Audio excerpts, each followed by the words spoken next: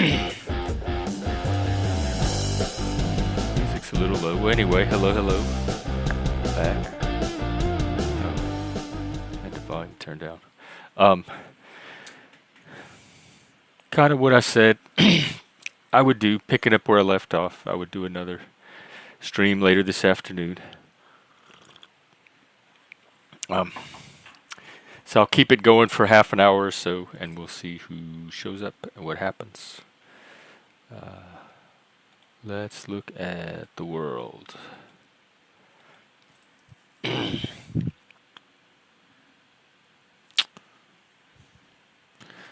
Trump campaign says it has been hacked.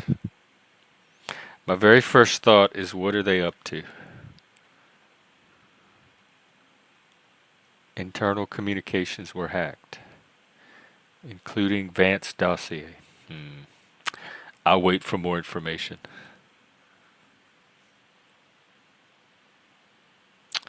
Okay, looks like nothing new there. Oh, hey, Philip.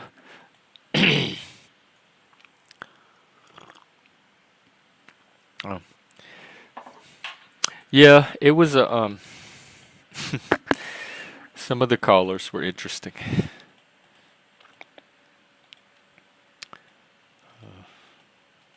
Let me see. Checking Twitter. Nope, nothing new there either. Let's see who's out in the streets. What is happening? Oh, it looks like a lot of trolls are out. Let's see what madness we can stir up. Burning a bridge between men and women. I-Fi is still... Okay. Well, at least he's here. That's about it. It doesn't look like a lot. I think Machine's streaming later, huh?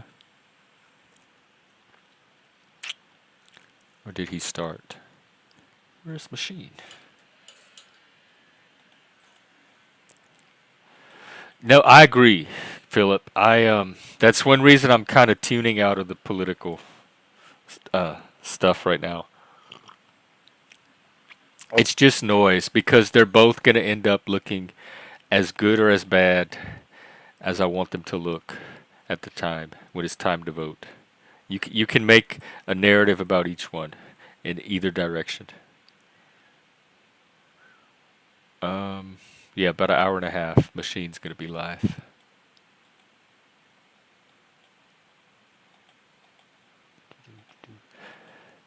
So what's going on in everybody else's world on a Saturday night? Or at least, man, it's not even night. It's afternoon where I'm at. It's early.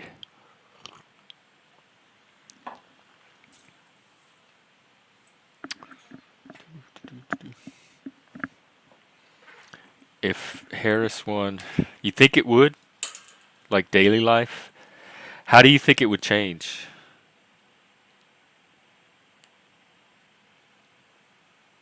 Would they have the pronoun police come in the door, do like in the UK where you could be reported for tweets?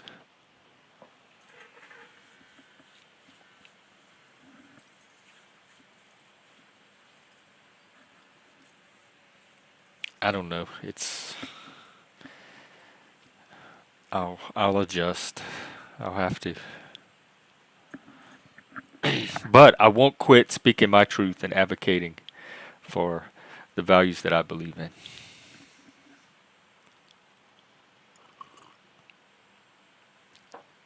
Oh, would it really change daily life? Yeah, that's what I think it would change if you're in certain professions, it would increase some of the changes that are already in the professions. I know in my work specifically, it could make it harder for me to advance. I do know that they are upgrading our licenses in a couple of years, and it's optional, but we could take this online course to change from one classification to another.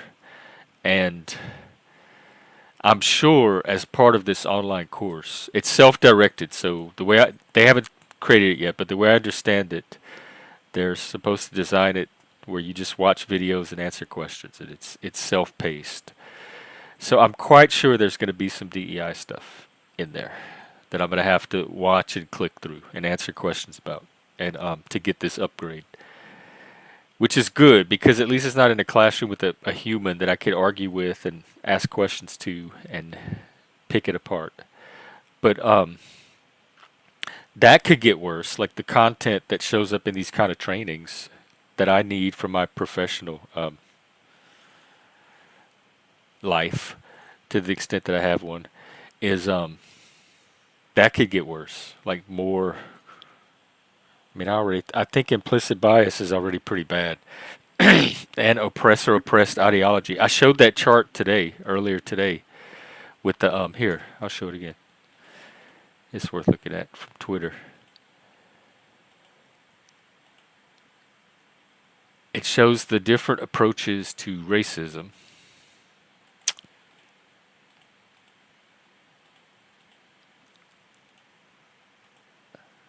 Which racial approach do you prefer? And in general, look, by and large, the red approach, which is the approach I grew up with, we should focus on creating a colorblind society where everyone is treated equally, regardless of the color of their skin. I thought we had that until 4 years ago. And the blue approach, which is the new approach, the DEI approach, is we should focus on creating a race-conscious society to repair the harms of the past by developing policies that benefit marginalized groups. And you could see the minority that even support it. So not only is it junk science, it's not even the approach that most of the people think we should be taking. So it doesn't have popular support either.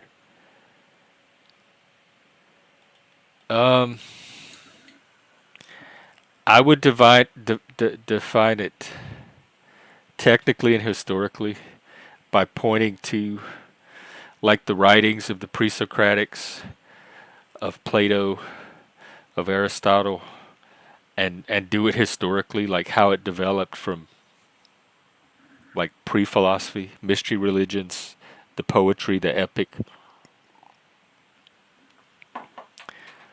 It's a specific genre, literary genre, because it was written in prose, except for Plato's dialogues, which was the dramatic form. But that and oh, hang on, I lost it.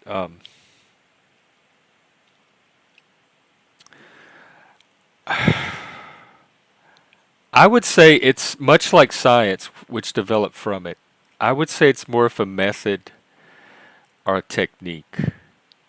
It's a way of thinking, or a way of approaching problems or the world. And maybe not even just one way, but even in this multiplicity of ways, there's something in common, something that they have in common that distinguishes it from, like, the mythological way of approaching things. So I would contrast it with probably mythology, which was the dominant mode before philosophy, so that you could see its historical development and contrast it with what came before to see the differences. I honestly don't know what the concept of DEI is, because it's such a mishmash of different threads from different sources, academia, civil rights law.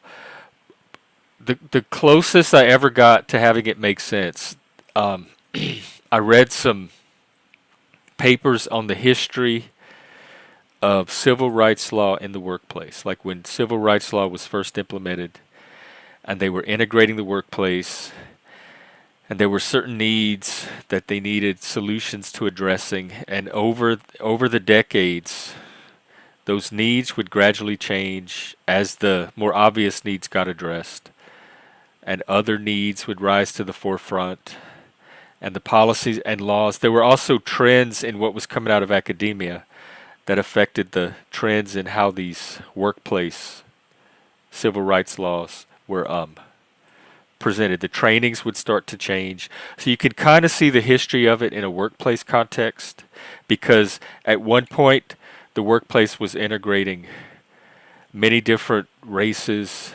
sexualities, genders, types of people in a way that it had never before. So, in very specific contexts, there was a need to at least start troubleshooting or thinking about how to make this integration happen. And I think it intersected with some trends coming out of academia. I know, what was it? Intersectionality from Kimberly Crenshaw started in the late 80s, 87, I believe, 88. There was oh, what was that lady? Not Gail Rubin. Pat, I don't want to mess her up. She wrote a real popular feminist, kind of woke essay around feminism. I can't think of the essay or her name. She had curly hair and glasses. And that happened about the same time.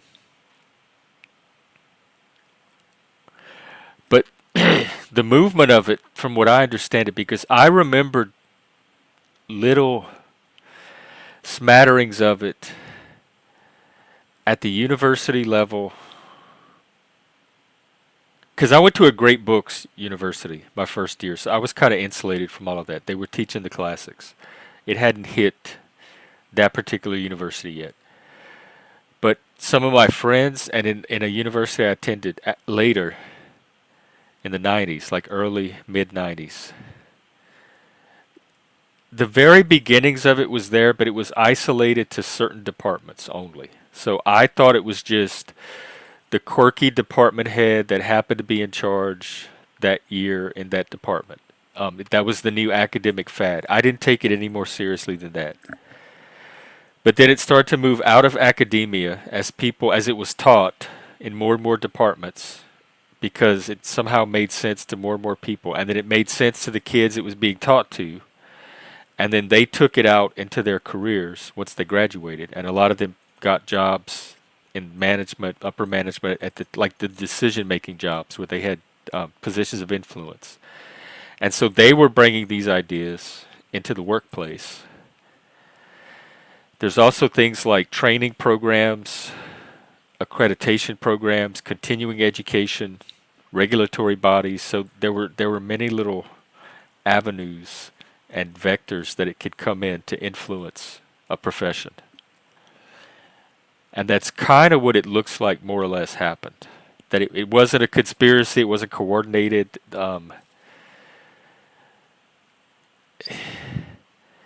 It was kind of the way they did their peer review, where they would kind of reinforce each other's crazy ideas.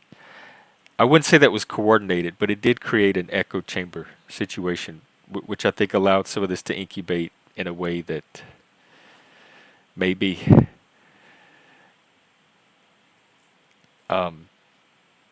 enticed people to take it more seriously than they otherwise would. I don't. That's the most like conspiracy slant I could put on it. The Karenspiracy or the Karenocracy. That's what I'm worried about. If with the election of Kamala Harris and Tim Walz, my own personal boogeyman is a Karenocracy, a rule of the woke, a rule of the DEI bureaucrats and apparatchiks, a rule of the Karens.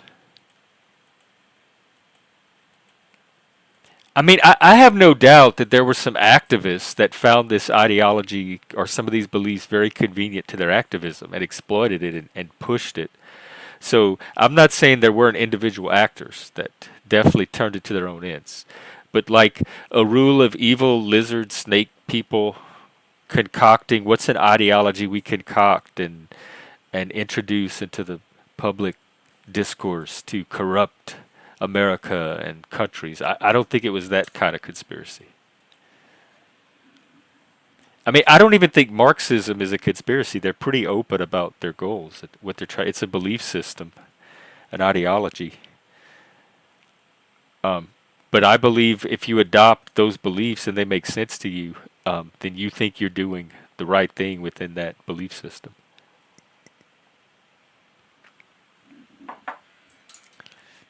So much of our morality seems to be based on what we talk ourselves into. I was thinking about that today too. That Oh, by the way, it's kind of open panel. If y'all want to come up, and you think I'm going to let you up, um, just I'll drop the link. Um, I don't think we necessarily live on truth or off of truth, or even want or need, like, too much truth is too healthy for us. As far as scientifically, I think it's great for technology and understanding the world and stuff. But for ourselves and our personal lives and relationships and social groups and culture and stuff like that, I think that the little fictions and lies, not so much lies, I think the glue that holds us together, like both internally with ourselves and with other people, are the things that we believe because we secretly want them to be true and we want to believe them. They give some kind of mental or emotional satisfaction to believe them, so we don't really question them too hard. I don't know if you would completely call them lies, but maybe fictions. And I think those are almost more important to us than anything real or true. And I think people think that they want these, like, true, authentic relationships and connections. But I think they really want to feel good. They want to feel like they want the feeling of authenticity and connection. A- And I think if we look closely at at things and at ourselves, we see a lot of kind of what the engine keeping it going as things we believe just because that's what we want to believe. That gives us the reality that we want to live in. Let's see. Add 10 sun with experience, influence, media. Okay. I feel like I played charades through. Um, Dua sounds like, I don't know, with experiences influenced. I know this is connecting to, like, words that came out of my mouth, but I don't remember the parts they connect to. So, like the feeling of belonging or isolation or loneliness. I mean, I always feel I never feel in place. There's always, even when I'm with, like, my in group or my people, there's some part of my identity that's out of place in it, that's clashing with. I don't have a single group that can accommodate every single one of my identities. So one of them's always in tension with some other group. But yeah, and I think it's probably healthy to that move or instinct or desire to alleviate loneliness. I think is probably a healthy thing. I don't know how healthy a lot of isolation and loneliness is. Now, there are natural introverts and natural hermits that do feel more themselves when they're alone and not around other people. But I think for the most part, we're social animals. I mean, isn't that what brings most of us here, to break up some of that loneliness that we get from sitting at home, and that desire to connect with something familiar but kind of different at the same time. So you get that mix of like comfort and validation, but then, like, excitement or stimulation. Let's see, participation. Um, there's a lot of things going on, Browns. I don't know. I never know who's participating at what level, how and why, for what purposes. So I think participation is best examined at the individual level.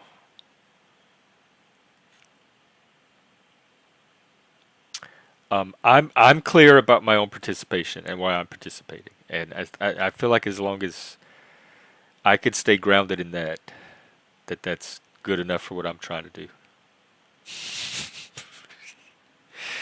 Oh, brother. Um, did you get the dirt moved, by the way? And are you still camping or doing the yoga thing, whatever it turned out to be? How deep do you get into the philosophy? Yeah, I like the history of it a lot. I like to see it develop over time because even modern philosophy is just a lot of it's working with the same ideas that were laid down by the original thinkers and then reworked and innovated and reformulated, etc. So I like to see like the whole sweep and story of philosophy. Um, I do. I was into game theory. I remember in college or shortly after college, I had I think at a used bookstore there was an old copy of transactional analysis by, was it Eric Fromm? Who did,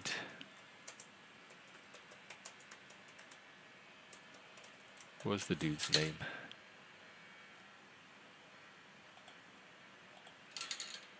Games people play, I think, and I was fascinated by it. It had all these little charts for analyzing social dynamics and that drama triangle that I talk about a lot, where you have the victim, the rescuer, and the perpetrator. That comes out of game theory, or has some roots in game theory. Do you mean like the mathematical type of game theory, or the psychological type? I just assumed the psychological because I was thinking of this transactional analysis.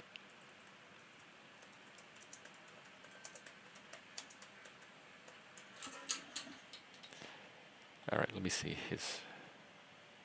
Eric Byrne, that's his name. Eric Byrne. Games People Play is the name of the book. It came out in 1964. Oh, population control. My brain doesn't work at that level at all. That's so abstract. That's another thing that makes like the woke stuff hard for me because it's all based on trends and like statistical trends. It's not based on any and it doesn't analyze individual concrete situations. It draws conclusion from like the macro level. Playing with people. Let's see. I do a lot of that. I'm trying to take a break from playing with people actually, or I'm trying to play with them in a different way that produces something more enlightening, I guess. I mean, I love board games and I love detective games. I played a lot of them growing up. And some of my favorite games are those hidden traitor games like Werewolf or Mafia, where you have like a group of people and a couple of them are secretly working against the group, and you have to collectively figure out who they are before they get their goals advanced. I also like co-op games where you have to work together to meet a goal, usually before a certain time or when condition is met. Oh, debate is, well, formal debate has a specific structure to it. So I guess it could be kind of um, like appear routine after a while. I only took it for 1 year, but I remember it involved. I don't know if they assigned us a topic or a side or we got to choose, but you had to argue a specific topic and a specific side of the topic, either pro or con, for or against. And it involved going to the library, and they had these big little cabinets with these little drawers. It was called a card catalog, and you had to. It was alphabetized usually. Sometimes it was numbered or Library of Congress, depending on their system. And you had to find your books that you were going to use, and you had to go like look at old magazines, and it was on this stuff called microfiche, which was this little film strip like material that you would check out, and then you'd put it in these big square machines, and you'd read the newspaper articles through the scanner, and you'd make your citations and your notes, and you had all these little index cards that you put all this stuff on. And then when it came time to debate, you had your stack of cards with all of your points and the sources that you researched from the library. It was very, very detailed, and you had to be airtight in your arguments because that's what your opponent was going to attack. Like any little um, like missource or where your arguments didn't follow formal logic or your premises weren't valid. Because I think logic, we learned logic separately, but logic was part of debate too, I remember. Like, at least the part about logical fallacies and premises being valid and true or false. Oh, I took too many people were, I was getting much conflicting advice about this picture. So until I can figure out what to do with it, I just took it down. This looks more, I don't know. I know it's bare, but it also looks more studio, like the focus is on the front, the foreground. Maybe next time I'm out, if I remember, I can look at posters or something, or like velvet paintings, and find something cool up there to put. So, um, oh, I don't even know what I was talking about or why, but oh, like I said, wow, I'm at 26 minutes already. My new practice is to try to open a stream periodically throughout the day. And yeah, blacklight posters. That's what I was thinking of. The psychedelic blacklight posters. And to open a stream and just kind of see who shows up. And we're going to try that for a while. I'm trying to grow new direction. I'd like to find new people, different people, open up the range of people I talk to, the topics I talk about, etc. And I think I've been a little locked into the panel verse, and I've been getting a little too comfortable with it. I think I'd like to challenge myself to do something better, but I think the community could benefit from that challenge too. Like seeing what's possible, what we could do, the highest we could take our potential. Hey, head. What's up? Just hanging out. Oh, by the way, it is open panel. Um, we just have a very like tight velvet rope system now, so you may not always get on. It depends on. I'm looking for like interest level, depth of topic, reciprocity, ability to have a back and forth. Collegial. I titled this Collegial Conversations. I picked that word specifically. Let's look at the definition of collegial. Full of or conducive to goodwill among colleagues. Friendly and respectful. Like colleagues in the sense that we're all equal here. We're all on the same footing. We're all here trying to do the same thing. Characterized by or having power and... no, that's not the one I wanted. Hang on. There was another one I liked. Marked by camaraderie among colleagues. I guess that was the one. Friendly and respectful. Well, anyway, those are the key words, nonetheless. Hey, Sammy. Friendly and respectful. And reciprocal. And a little meaty. You know, they can have a little bit of juice to them. A little substance. And I like depth. I like when we go deep. The deep beef. That's the type. That's what I want to start doing here. This is where people come for the deep beef.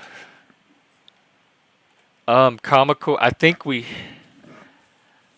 inadvertently try a lot of that here. Um, I don't know how well it lands. The whole thing might be a tragic comedy, a laugh at. When you wish, like are you like a people pleaser or a nice guy, and you wish you could be less friendly when you need to? I have the opposite problem. Maybe we could help each other out. Um, I have a hard time restraining myself when I need to go hard on somebody. That is an excellent question. People could find themselves without peers for many reasons, particularly if you're an outlier, because that's kind of what outlier means. Um, it's hard. It's rough. You find you're not going to have perfection. I think you give up on perfectionism. I think you manage your expectations. I think you learn humility, not in the sense of intellectual humility, but in the sense of appreciation and gratitude. Um, and I think you do the best you can with what you can find. Um, some people are outliers for it could be neurodivergence, autism, savantism, giftedness, profound giftedness.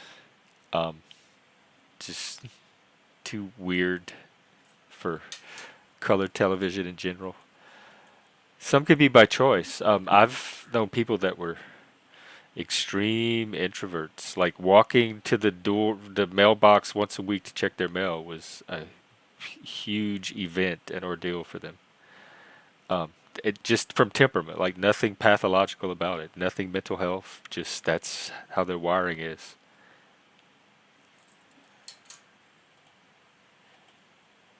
Yeah, this that could be part of it too, because I've always been. I have I'm hyper curious. I have way more curiosity than probably is healthy, and so I was always me and my sister both. We both asked a million anywhere we were. We had to know everything about everything going on. We wore the adults out. So I grew up naturally doing that, and that's what prompts me to connect with people in general. Like just sitting at a bus stop, I could get to know somebody's whole life story. Let's say I do not consider myself a people pleaser. Oh, like some of that's a game though. Like some of that's gaslighting and manipulation where they try to make holding an opinion or having a difference of opinion a moral issue. Like you're somehow a social or moral like they try to bring shame or guilt into just having a different opinion. And so I never think that a lot of that is on my end. And so I don't internalize when I see that being played by other people that like we're having a conversation and all of a sudden they attempt to shame or manipulate me because of they don't agree with me. Um, I'm very wary not to internalize that and to see it as coming from them and not anything about my actual opinion because I'm entitled to have my opinions and I can justify them usually, which means a conversation can be had about them, which means there's no need for those other tactics. You think learning to ask questions, I think I told you once before I was approached a few years ago and I was asked about the possibility of developing a course or workshop that teaches people how to listen or helps people learn how to become better listeners. And I thought about it for a little while and I realized that I'm not sure I know how to do that because I've never had to work at it. I've never had to learn it. I've just always been. I think it starts with you have to have a genuine interest in what you're trying to listen to, or I don't think your listening's ever going to be successful. I don't think you can force yourself to be a really excellent listener of something that you don't have an innate or genuine interest in. Everything I like, all of my listening is driven by an interest in what it is I'm listening to or for, and the things that I'm not interested in, I even have a hard time listening to. I don't know how to listen to those either. So I don't know how well I'd be able to teach it. But do you think that like being able to ask the right questions or getting comfortable asking questions could be part of it? Because if nothing else, people are at least listening for an opportunity to ask a question, and that's a form of like heightened focus. Yeah, but some of that's subjective. How sick and profoundly sick, what level of profundity that sickness is of society. I look at society. I see a bunch of monkeys barely come out of the jungle, not even mostly out of the jungle yet, walking around doing amazing things while still being these apes. So my expectations of what constitutes sickness in a society is probably a lot higher and or lower and different than yours. Because a lot of things that people consider sick, I just that looks like humans being humans to me. So maybe like humanity as a species is sick, but then what moral reference are you using?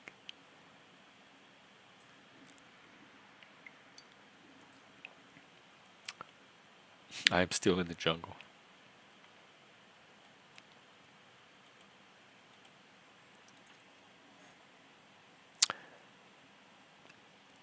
Maybe he meant better questions.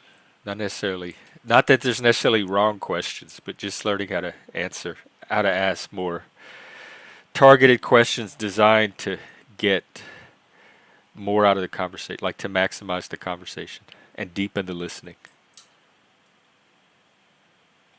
That is something to be concerned about, especially among males, especially among middle-aged males. Um, that's one reason I do men's mental health. I want to help with the mental health crisis. You look at the data. Where is the crisis the highest? Oh, look at these suicide rates. They're like a skyscraper next to a bunch of one-story buildings. That's how obviously high this rate is. That looks like where I need to target my efforts. I'm a man. It's men's mental health. I happen to have a skill set in that area. Why don't I help with that? The male suicide rate. I don't know if we're on the same mind of the military industrial complex. I'm glad we have a strong military to defend us. The prison industrial complex, being from Louisiana, I know a little bit about because we have the largest private prison system in the world. Um, there's arguments to be made and conversations to be had. Certainly, I think on a local level, state level, maybe.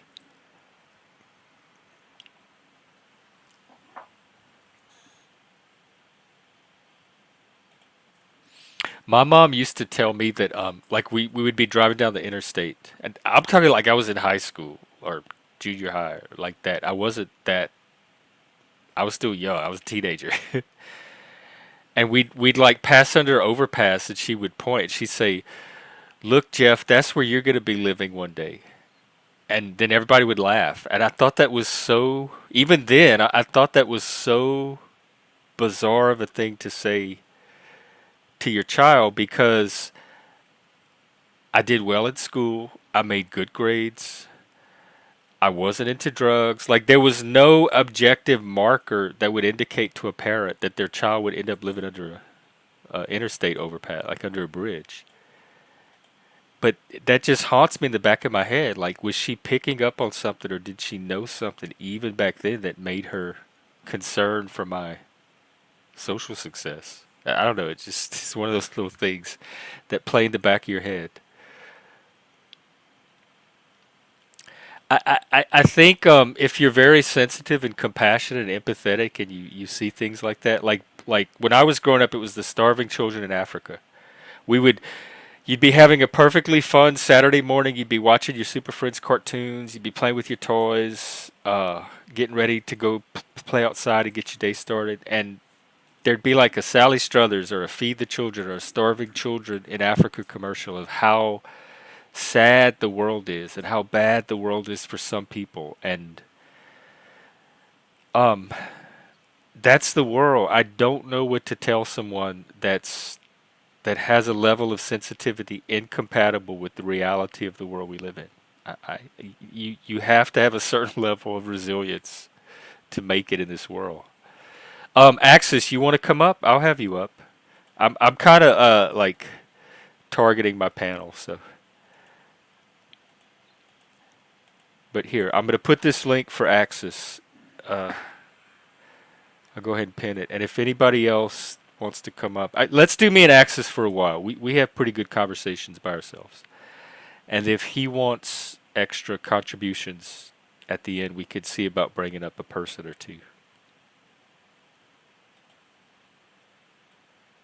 Hang on 1 second.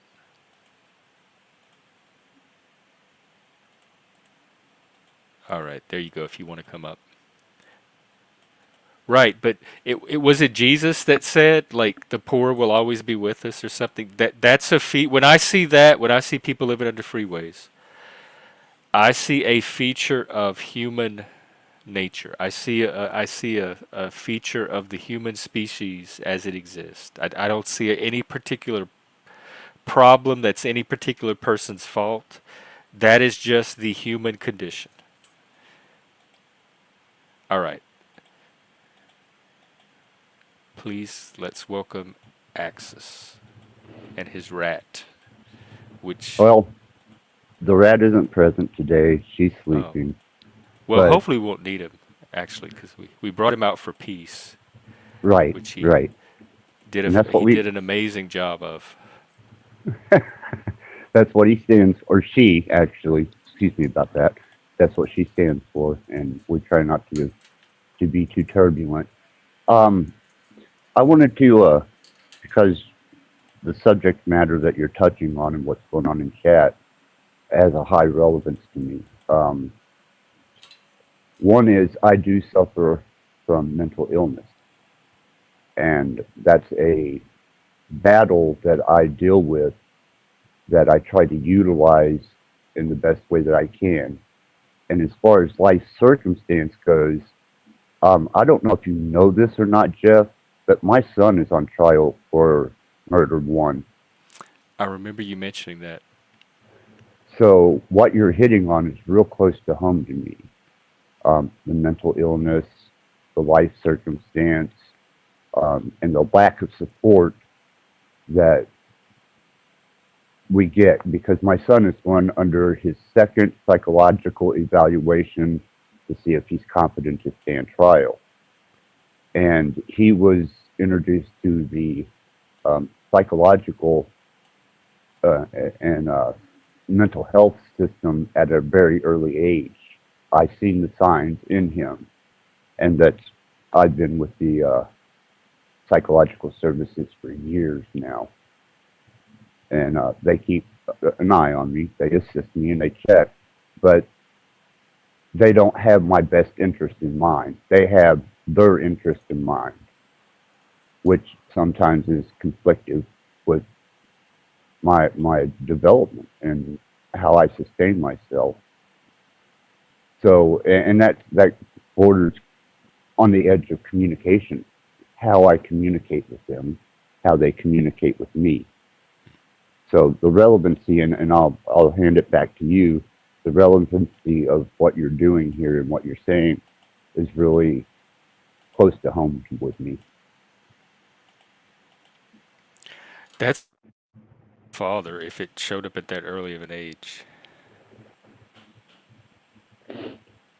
Um, I think I think it's a genetic thing because I can trace that mental illness through a lineage of my ancestry, and it seems to be more prevalent in that line of that particular bloodline. And it showed up in me, it showed up in my son, but it did not show up in my daughter. That's the one that has the band. Right. She's the one that's touring with the band, yeah. But the son took a completely different extreme, and like I said, he's up against murder one charges, but they are using extensive measures to test his competency. Hmm. So, it he denies his mental illness. Um, he will not accept the ideal that he might be dysfunctional, and he conducts himself in the manner that he is functional, which got him into this shit in the first place. If he would have just surrendered and lost the ego and pride and accepted the fact that he needed help, which is what I had to do, then he probably wouldn't be in the situation he's in.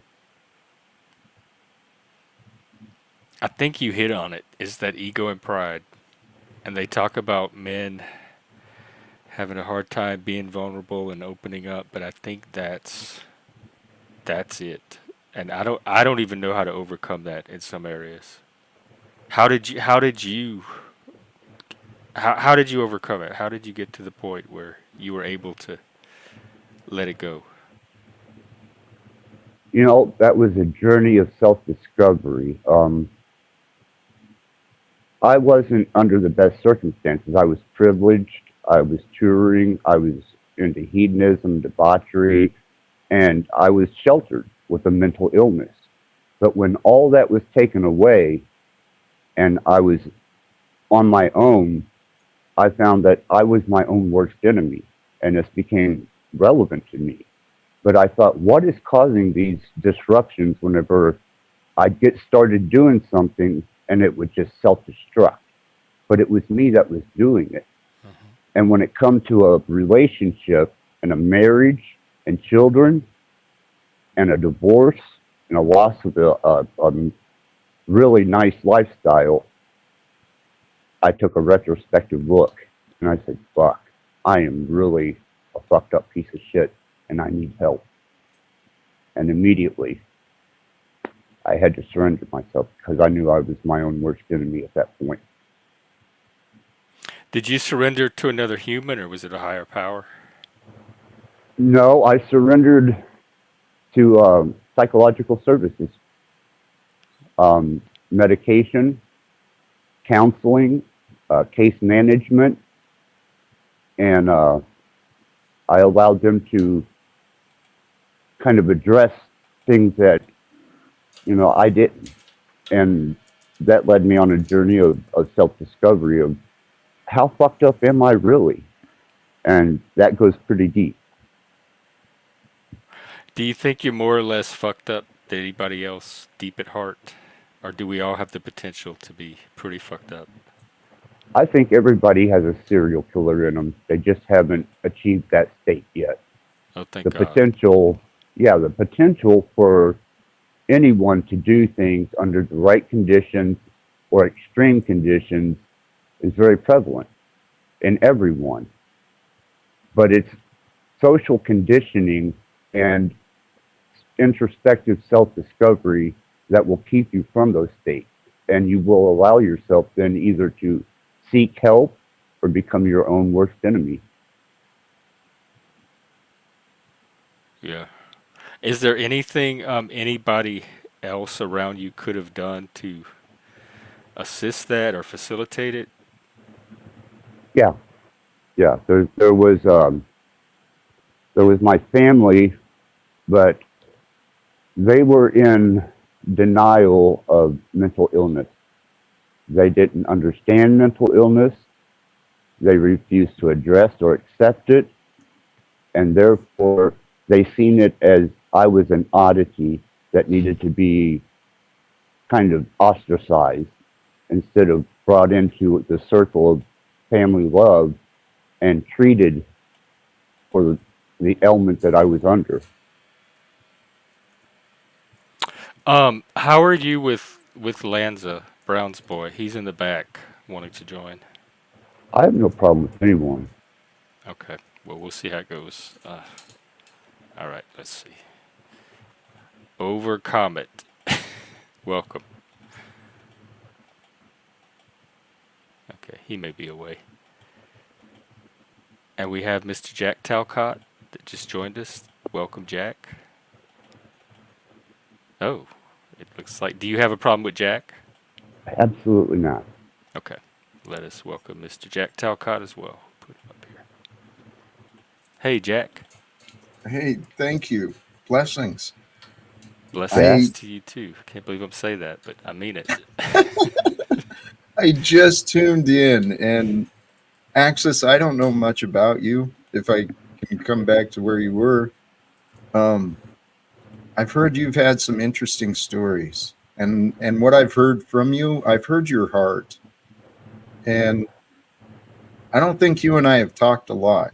So I'm grateful that there was no objections when I showed up. no, no, not at all, Jack. I'm a frequent, actually observer, a lurker on your channel, and the slight you know, I guess personal interactions that we've had have been very limited, and that was generally through We Are Awake back in the early Ian days. But I have kept up with your development and how you've grown, and I'm pretty impressed. Thank you. I appreciate that.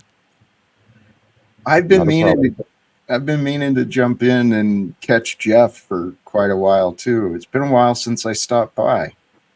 Um, Yeah, I always enjoy your visits. I do have a question though. Is that a real sign behind you? That love thing? Oh, okay. yes. Is that is that negotiable? We maybe have a conversation about that one day. You want that gone? Here. It looks just that's my gay eye. It looks really. I'm not to tell you how to do your channel or your aesthetic or anything. I'm just throwing in my little gay eye. It's just something weird about it. It looks It's because the fireplace is so nice, and that looks like a level of quality down from that. I agree. But I I like the do. message. I do like the message. I've been I have ideas to balance it with oops with that, but Oh, okay. I Yeah, haven't that might. figured out how to do it. I You had just that haven't. made? What is that, cardboard? Like, A friend of mine painted it for me as a Christmas gift or a oh, wow. birthday gift. So Oh, nice. Okay, my well, I'm less worried now. You had better taste than I thought. Okay. hey, I respect. Thank you. Yeah. You've got the eye. Here to help. Here to help. Well, you have that perspective though too, Jeff. You've got a. There's some great folks on these panels. Sincerely, you guys are some of them. I'm grateful to get to know you guys. Um, okay. I'll just take it. Thank you. I won't Ah, make it that's worse. yeah, yeah. It's So one of what's on your the mind more today, Jack? What's up? Or I'm sorry. Go ahead, Axis. that's one of the more pleasant responses that is expected to be on platforms. So I appreciate that, Jack. Thank you. Yeah, Yeah. usually the platforms are offering a lot of "you're not good enough" and "you're wrong" and "I'm better." Yeah, the egoic. We were talking about that. Like how to. Do you have any tips for overcoming the ego when you need to humble yourself and accept guidance or help or like mental health care or when you need to make yourself vulnerable? God, that is a great question. I know what worked for myself, but I haven't been able to share it very well. My way was kind of cruel. No, here's the key. Anyone wanting to seek this to escape and to see a different perspective, seek like I've heard it said many ways, super acceptance, right? Do an Like radical inventory. acceptance. Radical. I like that better. Radical acceptance. Yeah. They teach that in DBT, I think. Yeah, some of that. I think a lot of people could benefit from that in general, like just politically, of accepting a certain amount of reality of the way things are. Well, if I may interject, I found that balancing the masculine and the feminine energy inside of myself, instead of allowing them to be at conflict with each other, to find a sense of balance between the two, allowed me to be more acceptant of change, help, and even surrendering the ego over to other people's ideals, expressions, and even assistance. It That takes it made it even takes harder. Have it such a takes negative relationship with the feminine. oh, but I bet you don't. I bet you just don't recognize it. Because there's a strength in the feminine that brings forth the acceptance. And that is where men have we've lost our way we've lost our way in recognizing that strength that the divine feminine brings. That Well, was my life too. would you not say, Jack, that that's been a part of the social engineering is for the exaggeration of either full masculine or full feminine, and the diversity of taking that role and exchanging it by gender. It's taking the distinctions and turning them into differences and manipulating them, right? Exaggerating the differences. But what you said, it's an internal battle to find the balance within us. You know, the strength to fight and the strength to surrender, to accept. Those all Absolutely. come. Too much pride. I agree with Axis. It's too much pride. That's the world problem. It's so obvious and clear. Pride has gotten in the way of compassion, and pride has Yeah, gotten in the way of thinking. yeah, I but it's agree still with that, there. Jack. But it doesn't mean that you can't take hold of it and correct yourself to understand that you are both masculine and feminine. You retain both of those aspects within you. I know, And just until don't you like it. find balance between them, there's going to be conflict. And if you lean more towards masculine, then there's ego, resistance, pride, arrogance. And if you Yeah. lean more towards the feminine, then you're going to be overly nurturing. So there's a particular balance that has to be held between those two and an acceptance of them within yourself so that you can grow. That's my body is very tense right now. When I do the check in with your body thing, there's a lot of tension here in that, a lot of resistance. But I could see that you are probably correct. I Both love of It's you. that. just my perspective, man, and my endeavor. That's Yeah, what no, it. changed me. Hey, and Jeff, I love that awareness. So then go in a little further and maybe in the memory banks or imagination, you can find why the resistance would be there. What is the Mm-hmm. resistance? Either what is it serving? What's the benefit of the resistance to the idea? Or where is the resistance coming from? And those two typically go together. But the reason I'm suggesting go within, because that awareness of noticing that, dude, that is such a gift. If you can help others understand that, that's the key to healing, man.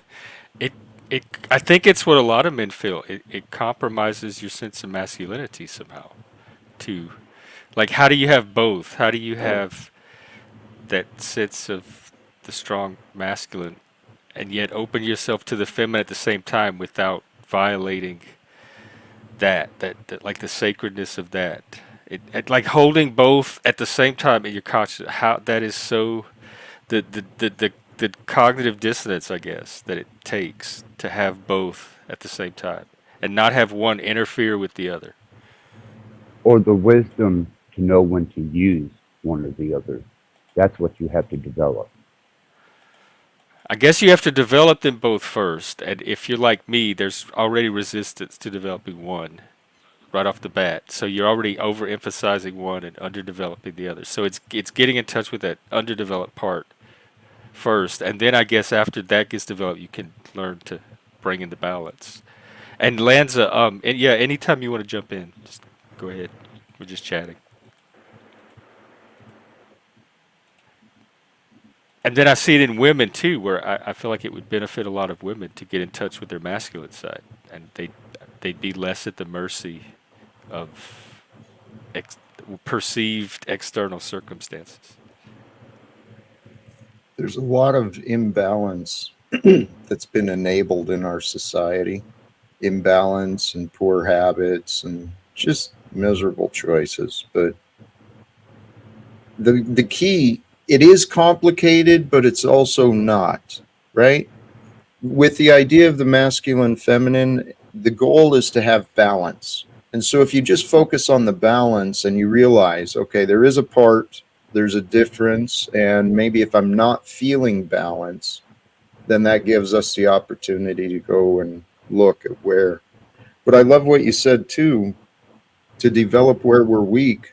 we've got to identify it, or maybe to find the balance, you've got to grow where we're a little fragile or a little weaker at. If I may, before I leave good company because my nurse is here, um, it's an internal, introspective journey that you have to take to self-discover what you actually and who you actually are, and the circumstances that were the influences to the individual from birth to this point that allowed you to be what you are. And when you go inside to find that sense of self, you can come to terms with damn near anything inside of yourself as long as you can confront it. And then you can do a self discovery as to what you want to represent your being to be. And there's a choice that can be made. You can identify with the feminine nature in you, which is a nurturing nature, which is how you deal with children, which seems that, from what I hear, you have good rapport with I'm children. great with children, but I don't That think of does that as it, the feminine side of me. it is. I have the bitchy feminine energy. That I don't want to get in touch with that. The less in touch with that I get, the better. I don't have the nurturing type, or if I do, it's not the feminine side of me that's doing the nurturing. Well, I think if you did some introspective self discovery, Jeff, you would find that you're a lot more capable of things than what you give yourself credit for. Probably so, maybe And so. I would It's love for you fear to of take that success. journey. I think it would be great. I'd love to hear the results. And Jack, it's been a wonderful experience sharing a panel with you. I hope we can do this again. You always bring pleasantry and peace, and I respect that. Jeff, you always allow me up here and you give me leniency. I appreciate that. Um, our other panelists, You, much you love and made. all respect. I always appreciate our conversation, so thank you so much, Axis, for joining today. Absolutely. You guys have a wonderful evening. You too, sir. You as well. Respect. And Jack, you're live pretty much every day, about 2 or 3 ish Pacific Today, time. yeah, it was 3, and then I started 2, and today I went to 1. I've Oh, been okay. bouncing around, but yeah, early afternoonish for West Coast. Right. Well, what's new in your world? Oh, something. Have you made progress toward your goal? It depends on perspective. Some of the goals, yes, some of the goals, no.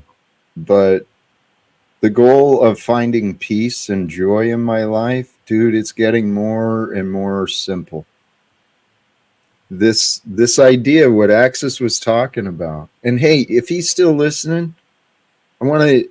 He mentioned he's got company showing up. I thought I heard doctor. May the body and spirit find health. So these healing thoughts, they're no joke. We want to have good healing thoughts and positive outlook on life, because otherwise life sucks. So we can at least choose our outlook. Yes, that's what I realized. And Yeah, I that think that's true. Sometimes it's hard to maintain, like long term, but we do at least have that ability to switch if we can. and like everything though, with practice it becomes more simple. My time spent in anger and worry and frustration, dude, it's like so little anymore. It comes and goes. You are, I say this all the time. I don't think people give you enough credit. You are a master of emotional recovery. When you get heated or escalated, seconds later you are right back down to your baseline. Like it's a remarkable thing to see. I found I have many triggers. So I've had a lot of practice. Yeah.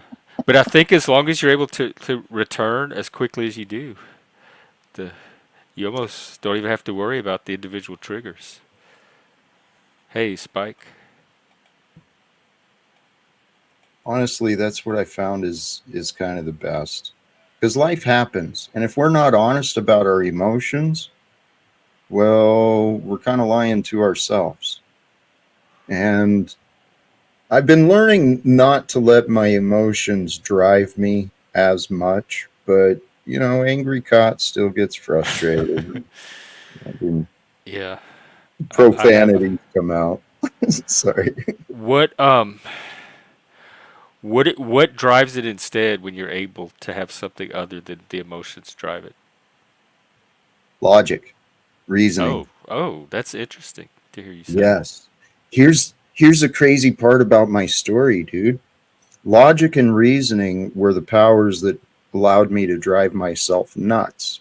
There's plenty Uh-huh. of evidence for me to worry, plenty of evidence for me to be angry. So my mind drove me nuts. But then when I started thinking my thoughts through more, when I had time. And so I practiced meditating and contemplating, reflecting. The more I thought my thoughts through, the more I realized this love, right? We don't want to live with fear or anger. That sucks. Sincerely, the distance between heaven and hell is from right here to right here. It's that far. I kind of like that. Lanza, you around? I see you chatting in the back. Yeah, yeah, I'm right here. Can you hear me all right? Yep. You have any thoughts? At the moment, yeah, I just want to bring. Oh yes, no, I came up with some joke earlier, but I don't want to Oh, say it now. I'm okay. embarrassed. Well, just jump in if you do. We're talking all All kind of right. stuff. Yeah, I've been learning. I should actually hold back my jokes. I've actually been learning I don't think you that. should. I love your jokes personally. I Well, don't think some you of them should. though, but I I've noticed I've got like sometimes they cross. I want to, no crossing. I want it to be for everybody, just like the truth. well, You they know. don't. I hope you save some of the crossing ones for me. Maybe in the back chat or something. Oh, well, we'll see. We'll see what happens, I guess. But yeah, that's it. Just chilling, I I love hearing what about positivity. You can have you gotten a rat too? I think that's another thing. Axis had. Were you on the Oh, show where yo, he yo, everybody was fighting and he's brought his rat out and yo. peace instantly descend. The whole time the rat was on the stream, there was such a sense of peace. And I think between Jesus, which I've gotten peace from Jesus too. I'm not necessarily a believer, but I have tried Yeah, calling but on him I've gotten peace from a spa, from like a what's it called, like a hot like a tub. sauna. Yeah, That's a sauna brings me peace. yeah, Man. I've got peace from that too. No, but I was gonna say, like, bro, here we go.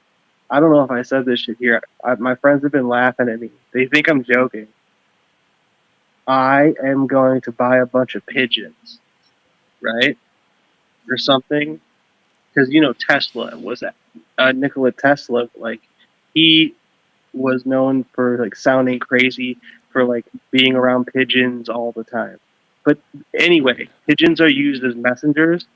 So like, I'm gonna start getting super chats from my friends through these pigeons. They're gonna be dropping like I'm gonna have like pigeons and ravens trained to pick up money around the city and shit for me, bro. Dude, I'm gonna be the first millionaire who trained birds to Like literally literal retrieve Twitter. him. See, like that's if you let me go, that's where I'll go. So I gotta quit. I no, I love it. I wish there was more. I wish I was like what do you call a capitalist where how all this capital to invest, and I would say that is the idea. That's my Shark Tank idea that I want to back. That would right there. That's the kind of crazy ideas I would Bro, try to like get I would produced. try to breed the pigeons with like hawks or like something really big, so I could Oh, like then I could now it's sell getting them a to little scary. Amazon, and Amazon could use these Hulk pigeons to drop the packages at people's I doors. did hear where they were I'm talking getting about off. drone I'm totally delivery, getting ridiculous. and now China has the drones that look like birds that fly and flap their wings. research projects and stuff. Yeah. Jack, did we ever get a Santa story from you? Do you have a Santa story? A Santa. tragic Santa story, preferably. Either as a kid or No maybe one way. time when you were a Santa yourself, perhaps. You Which were? I think you could Well, pull off. oh, I remember when I learned the truth about Santa. How old were you? I Six. don't know. I must have been about six to eight, somewhere around there. It Okay, was that's kind of young. confirmed. Well, I Did got you, up. I got up to my How mom do you and learn? Wait, how stepfather. do you learn the truth about a lie? You're like, I learned the truth about Santa. I'm just kidding. I'm just playing well, with words. I'm just we'll kidding. find out. And did you have I'm just kidding, siblings, bro. I'm or just like kidding. was it just you, or did you have older, younger kids that knew as well? Or No, I was the oldest. okay, so you were the first to know the truth about the lie. Uh-oh. Well, Same here. it had been a lot of signs, but I remember one Christmas Eve particular got up to see my mom and stepfather beating the shit out of each other. Oh, shit. And that's when I realized it was all lies. It was actually them because they didn't do a good job of hiding it the next morning either. Oh, fuck, dude. That's a Well, I bad asked one. for a That is it. tragic. That is Wow, the worst one I've I'm ever sorry. heard, for real. It's life, you know? Dude, I found out in such a nicer way than that. I feel bad about that. We'll try You to know, make it tragic. I'm gonna get you a Christmas gift that is, okay, yeah. Okay, things are making sense now. Never mind. That Santa's like the first conspiracy theory. Really? What were you Yeah, said you saw Santa. signs in the previous years that were causing your Oh brain yeah, to he like did not say that. match up? A couple signs. I told my son the truth at a pretty young age. This was one thing in hindsight. I think I screwed my son out of, an innocent childhood because I talked to him about what was real. Probably scared the shit out of him. You might have, but I'm thinking I would do the same thing with my kid. I would want them prepared for reality more than life, but I would also want them to have the magic of Santa. What age were you talking to him about all this real stuff? 3 and It was 4? it was pretty young, three, 4, yeah. But I'd Oh, ask him. that is You know, young. he he was smart, and you know, whenever the question came up, I asked him. I said, "Do you want to know what is real, or do you want to know what is fun?" He said real, not fun. Hmm. Oh. Well, I guess that's on him then. Can they? Was he young enough to consent? You know, No. I don't know. Was it the right choice? Actually, I'm trying to remember. I'm pretty sure I may have talked to his mother about it too, though, even though we were already apart. I'm pretty sure we talked about it, and we didn't want lie, we didn't want him with lies. Hmm. We wanted him to understand what was real. I'm It's thinking how grateful I would have been and how much I think I would have benefited if I had a father around to tell me reality. Like that seems like a good thing to have. Well, we only know as much of reality as we know. That is true. And Yeah, I I don't thought think we ever my know the son was ultimate. my son was raised with a lot of good and bad things, but I believed in the government. I believed in the politics. I believed in the economics. I believed in all of that nonsense when I raised him. I didn't understand it as well as I do today. And it all came crashing down. Exactly, which is why I look so forward to a chance to talk to him again so that I can help him understand, look, I made some mistakes. Don't believe in this shit like I used to. Your life will be better. oh, Please. yo. Does he watch you? Does he know you're out there? How I, old would he be now? Adult age? he'll be 22 in a few months. Oh, that's still kind of young. He's just getting his life started. Yo, bro, listen to this real quick. My mom told me that she refused to let my dad take me on this trip because my dad was going to meet with this person for whatever reason. I can't remember the exact reason. It was some like weird religious thing or something. And my mom was like, "Yeah, no, like, don't you're like, don't." Like I don't remember going, and I'm pretty sure you said I didn't go. Fuck, how the fuck does that go into the story? Oh, I like don't know. people Probably just something people. about fathers and having Uh telling telling lies or oh truth. yeah, dude, yeah, like one time, dude, 100% legit. You guys won't even believe me. One time, I was around like 12.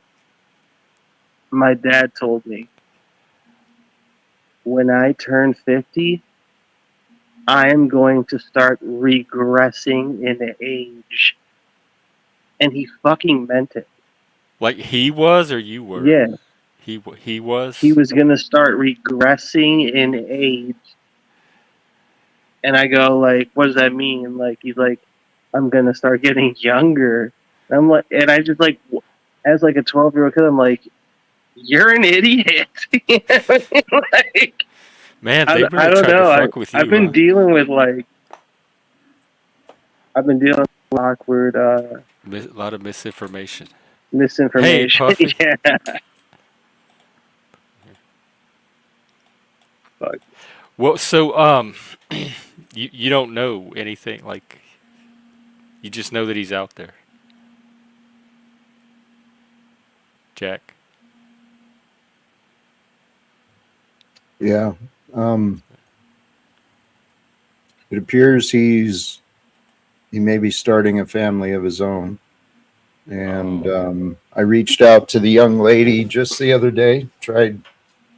Tried sending a friend request and a message through Messenger, encouraging or inviting her to please encourage him to give me a call. I haven't talked to the kid since he was 15 years old. It breaks my heart because he spent the first 13 years he knew me as a drinker, right? It was just the last year and a half where I was turning to health, and he's missed out on some great times with me that we could still have, but it'll happen. It will. It will happen for sure. you think so? 100%. You guys are both still young. It'll for sure happen. I I feel guarantee like it. there's like with the YouTube thing, there's potential since it's so public for him to see It'll some happen. side of you or some message or Well, Jeff, this is what's crazy too. I don't know how to get anyone in Spokane to pay any attention to me. None. That's funny the way you say well, that. join the club. I don't have any more luck on this end of the state That was either. sad, but it was Part of it, funny the I'm way you telling said you it. right now, you're white, you're male, you look like something out The Shining. That's going to scare a lot of people right off the bat around here because they're so skittish about masculinity and male this and white men this. So I Well, think you yeah. have like some bias against you from the start. That's not your fault. So you need them to pay attention to you. I'd like some attention. I mean, Yeah. my goals are to reunite with my son, maybe have a conversation with his mother, Oh, his stepfather, find out what what? their fucking problem is. Oh, That My I'm sounds like sorry. friend, drama. No, I'm sorry. You mentioned the people in your town. mhm. I didn't know you were gonna go to the other. Well, it's seriously, I lost my family, my career, my friends.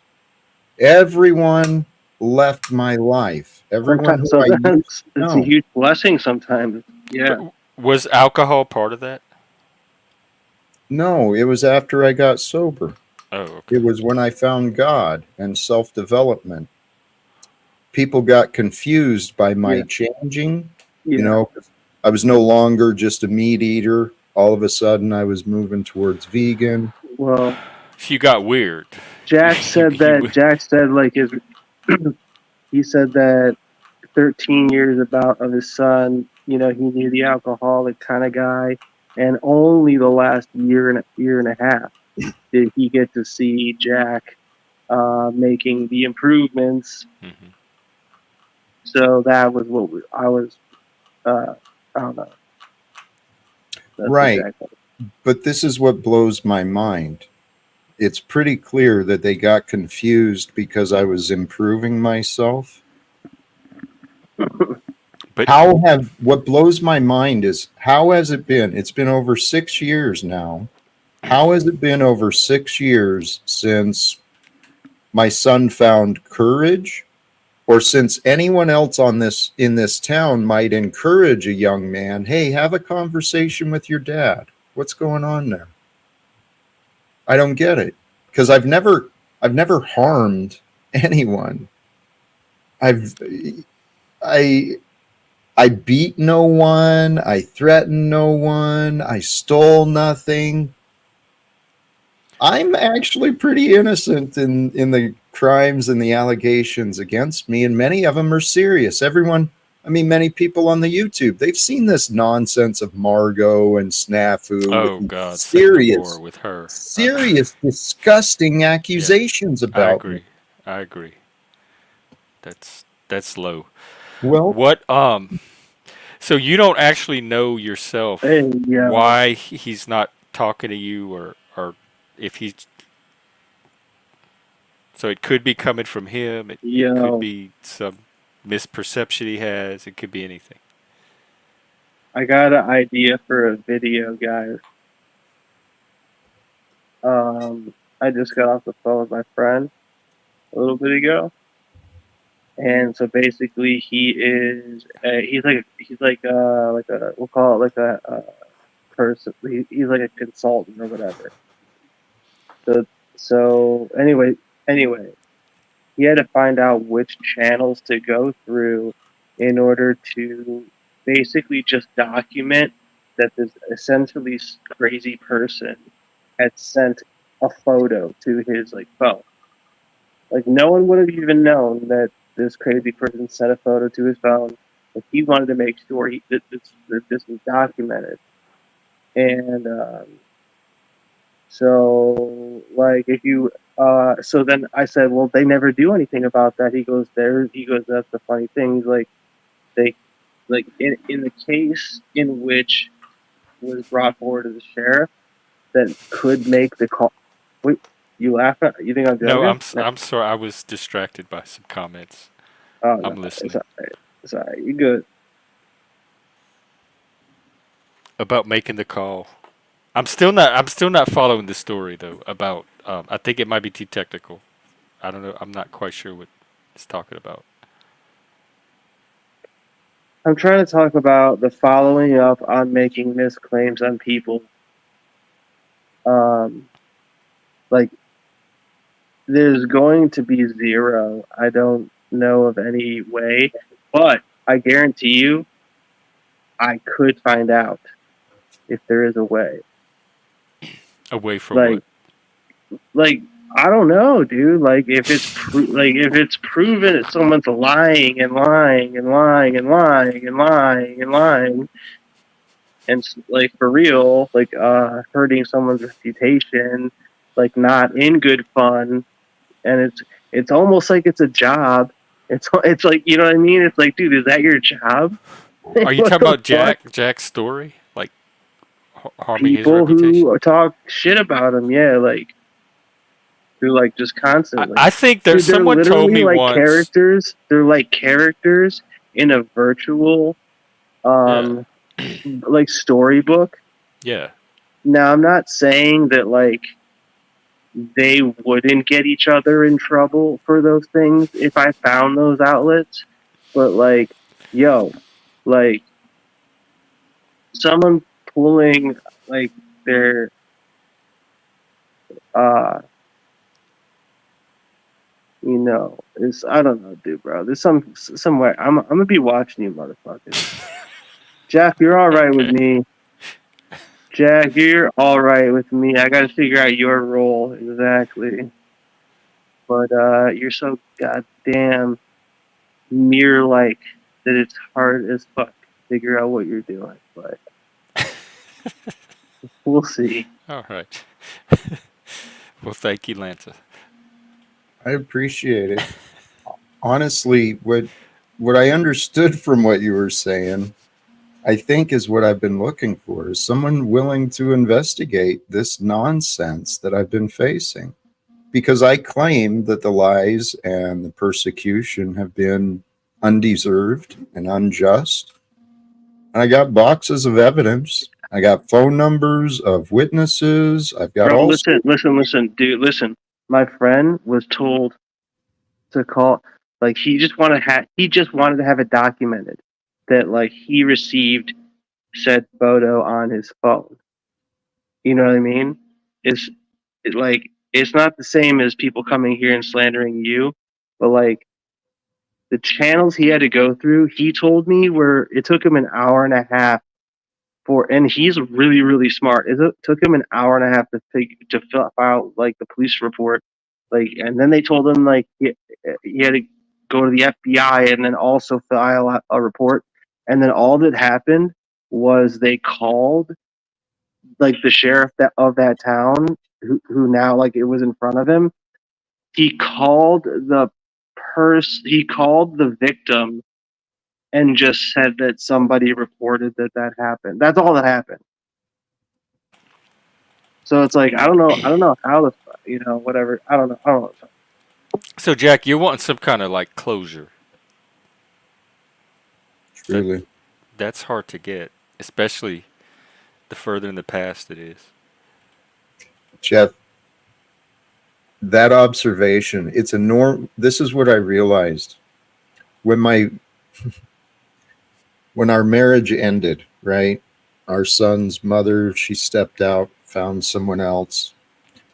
When the divorce happened, she would never communicate with me. We were both confused, and I became very angry and very resentful over the fact I had no closure. And Mm-hmm. that was where I allowed myself to break, right? There's that logic and reasoning will drive ourselves nuts looking for answers. And so that lack of closure, dude, I've been battling that for a long time now. And I've learned how to surrender. Sometimes we'll never know. Sometimes we'll know and we'll learn. I've been learning to trust. What I need to know, I'll learn at the right time. And then I look for what can I learn. I'm hoping to learn the answers. And I'm hoping that others learn the truth of what's been happening, dude, because sincerely, if this is real, if this is real life happening, and there's that guy, that character, Joe Biden, is if he's like really in this White House thing where we've got this government stuff going on, if that's real, I think this whole world's about to change very, very dramatically and very, very quickly because that can't continue.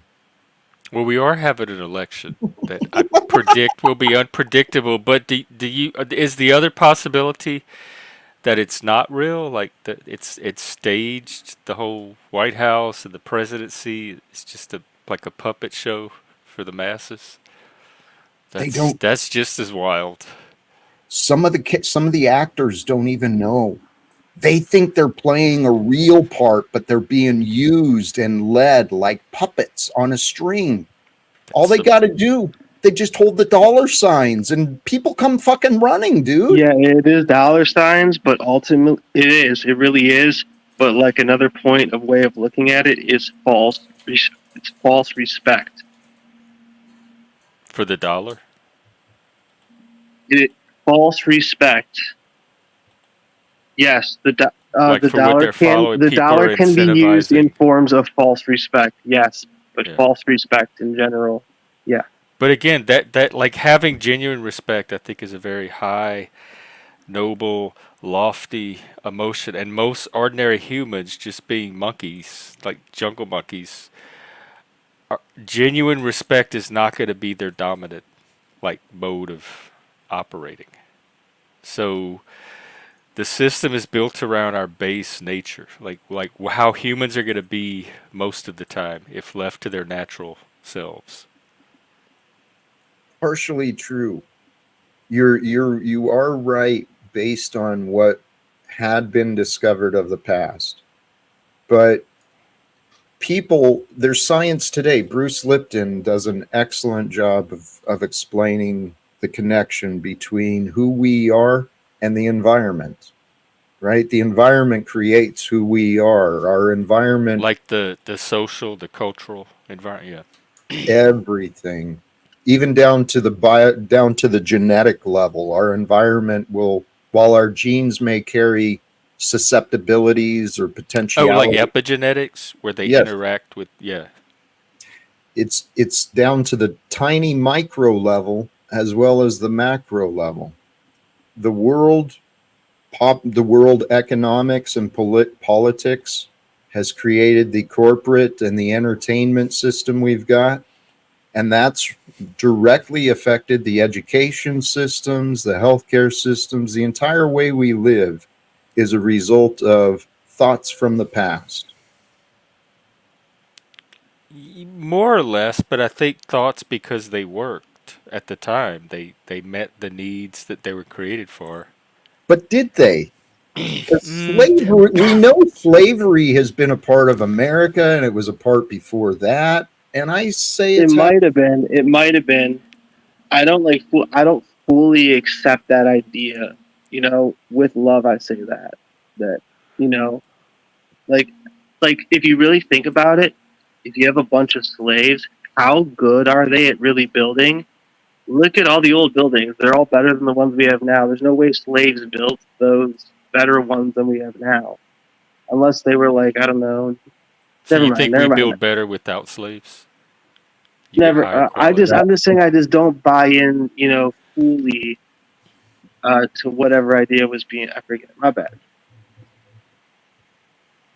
Like it wasn't wrong, but yeah. Well, when you Jack look was at like, look at something the like past. education, that's a very good question because is the education system serving the same needs in the same way that it did when it was designed? And I, I see mixed results. So It's I think if you failing. look at each individual system, you have to evaluate it on its own metrics, like whatever metrics you choose to But see if it's they still do use working. standards, right? Like for certain. But they're even lowering those. Like they're lowering literacy standards, they're Oh, no lowering one's saying it's mathematics looking good. standards, Yeah, no like one's saying it's looking good. basic I'm sorry. educational standards they're lowering. And Jeff don't. Yeah, Jeff would know. He's kind of like he sees people that are in the learning age or whatever. All of these systems can be reevaluated, but as they're reevaluated, they need to be looked into their greater fit. How do they fit into the greater picture? Because the education systems, they were developed for the time of the past to condition people to be workers and obedient and loyal patriots. And it worked in many ways. But we've outsourced through the economic progress, we've outsourced most of the industrial jobs. The corporations have moved, the entire structure of America has changed. They've And done yet, that. what? I'm saying, yeah, they've done that. And yet You're the saying how education the the corporations education have taken system, over a little bit. Influence. They have a little too much Yeah, I'm influence on not big on lobbyists. corporations either. I don't like them. I don't want to work for them. They're definitely my inability to fit into the corporate culture is definitely keeping my life from being what it could be. will But I don't what do they've been around forever. What are we supposed to Oh, do about them? yo, hey, corporation is only missing 1 0, and that would be cooperation. I just solved it. All right, guys, I'll see you later. it's Take care, actually Lanza. true. It is actually true. The Where I was trying to go with that is the corporations and industrialization has changed, but the education systems are still focused under the Oh, same hmm same I ideals. agree there. I think to prepare kids for the digital future or the high tech future, whatever's coming, we need an education system that can adapt to that and prepare them for that. I think it's here and now. We have the abilities, the technology, the ingenuity. We could set up free resource learning centers within every community so that people could have access to some of the best teachers in any field that they want. Um, and it could happen very inexpensively. I had a friend who set up an entire university during COVID on Discord and a website for free. It was an entire micro university, and he threw it up in like, I don't know, a month, few weeks or a month or so. It's we are living in a time when that is very, very possible. Well, it's here. This is what I realized. There's so many people. My education, much of it came through online. I didn't go sit in a classroom in a university. But I have Did you learned. have formal education, or you mean you like taught yourself through watching videos and visiting websites? A little. It was mostly, what's the word, autodidactic, self-study Oh, mostly. so it wasn't But like you weren't taking university courses online. It was you yourself were pursuing the topics that interest you. exactly. But what I realized, there are literal professors, right? People who have dedicated their entire adult lives to study and to growing their own education. There's there are college level classes freely shared in so many different ways. And initially, I invested quite a bit of money in my education and experience. And then I started realizing, there's a lot of free stuff to be found, man. All you got to do is look, because we are living at this time, Jeff, where that other guy you said, they got some value, they see the value that others might receive, and they share it. How amazing is that? Yeah, That's the I world think we we are want. going through a transition time. I felt ever since COVID, I had that feeling that we're we're transitioning to something, some new era, some new that like history's going to mark this point and whatever came after it as the transition point. And what that thing is, I don't know. Maybe the younger kids have a better idea. But whatever we're educating or preparing the kids for, I'm not sure anybody even knows what that is. So we need to prepare them to be ready for anything and be very flexible, develop a wide range of skill sets, and like get ready for whatever's coming because we don't really know as adults. We can only help them so far. I think the best way to do that, my friend, is what you're learning and what I've been learning, how to heal the inner being, how to be healed within the self. We teach our children that, and we stop creating so many patterns of creating so many broken children. I But people choose. keep those patterns keep playing out as adults, and I see that on the panel verse all the time. How do you heal? Like as you heal and you start interacting with other people who may be at different levels of healing, those those patterns keep coming up. So while you're in the process of healing, if you're not very careful about who you're hanging out with, your healing's going to be impact or can be set back by the lack of healing in other people, and then you could get drawn into the patterns you try to heal from. So I'm starting to wonder. That's why when people are physically healing, they put them in hospital beds or rest homes or those facilities where they can be away from, like they can be their own little space to get that healing done. And so while people are healing, I guess I'm wondering how good the Panelverse or YouTube or something like this is for people that are actually trying to heal. I actually think it's a great opportunity, to be honest. Because when we realize that what you're saying, you're absolutely right, Jeff. When we're working to heal ourselves, if we're around, like early in my recovery from drinking. If I go to the bar and I hang out with drunks, yeah, I'm not going to have a real successful recovery. So I get what you're saying. But the other part is as we heal, particularly we're two things I've noticed. As we heal, we will get challenged. It's like the spirit in the universe is going to check us and say, "Are you sure you want to be different? Are you sure you don't want to be like this?" Right? But here's what I realized, Jeff. It's an incredible opportunity for someone who has found the strength to be stronger than you used to. The best way we learn is by interacting with others. You get to be an example.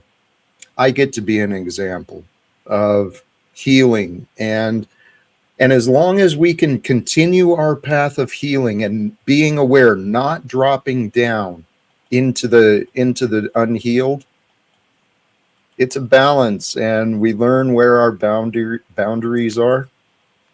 That's excellent. I wish I could clip this.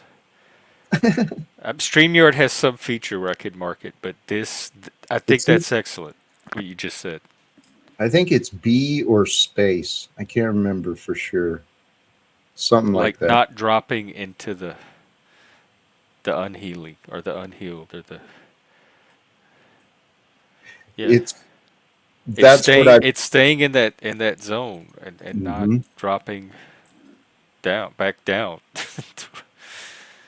Today on my stream, I had an excellent demonstration of that. Um, not What my did that look like? problem. He's he ended up over. That's the person, the name of the person. That's what his StreamYard thing was. Very solid communicator, and he tried having a conversation with Illumitami. Oh, And I think everyone's seen me drop down with Tommy, with Paul, Um, the but people you let on, I swear, I don't know how you do it and keep your mental health. hey, that reminds me, I don't, I want to step where it's not my business, but I want to advocate for Moose. I don't know if something happened between the recent past or not, but he said that there was some friction between you two. Um, well, we talk on Discord. He has access to me on Discord. How recent is the recent past? His pre-birthday stream last night. Oh yeah, that's the same recent past I had in mind. Yeah, we could address all that off stream, I guess. All right. I mean, I did address it to him. Did We you? Okay. last night. I haven't heard from him since. So, Okay. um, uh, yeah, if he wants a conversation, he can hit me up on Discord. But Oh, did you go to that stream? I may have, or I heard his version on there last night. That's my awareness. all right, I guess I'll tell this one little part of it. Um, be, because some of this happened in the Discord, in the public part of the Discord. So he had the idea that we talked about it on stream, in fact, to do a birthday stream. And I said, "Oh, that's cool. You know, if you do a birthday stream, I could drop by. I won't stream my own. I'll just drop by yours." And he had the idea to collaborate on a stream, and we would try out these producer tricks and see how we work as a team. And it was, in his words, gonna kick it up to the next level. And I took that to mean the community and the project we were working on because we had just made our numbers and the momentum was there. And so, and this could be me completely misinterpreting what he was saying, but we had been having several conversations the last few days. And so I thought we were all on the same page and aligned about things. And so we never set a specific time. We just talked about at some point later that evening. And so he started the stream at some point. I was napping and I woke up and I saw the invitation, so I pull up the stream and Dutchy and Denizen are on it. The same people that are going around calling me a liar, trying to undermine my credibility, the same people that came on my stream and gaslit and dorvoed my viewers and my audience and some of my panelists. The same people that are we just did a stream the other day on how bad that is for community and what I'm trying to do here. And so when I saw that, and then so I went back and watched the beginning of the stream. I said, I don't know the full context. Let me get the. So at the very beginning of the stream, Dutchie shows up the second he opens the stream and he lets her on. I would not have had a problem with any of that at all. In fact, that's what I told him. I said, Moose, I think you should just do a birthday stream. I could just drop by. Like I don't need your controls. I don't need stream. Like let's just do a stream. And he said, no, I want to try out these producer things and kick it up to the next level. I would have had no problem if it was his birthday. He could invite whoever he wants, Dutchie, Denizen, whatever. And the fact that he tried to tie a project that he pitched as us collaborating to bring this community to the next level, he's also going to tie into something with Dutchie and Denizen at the same time, who are working in the opposite direction from what I'm trying to do.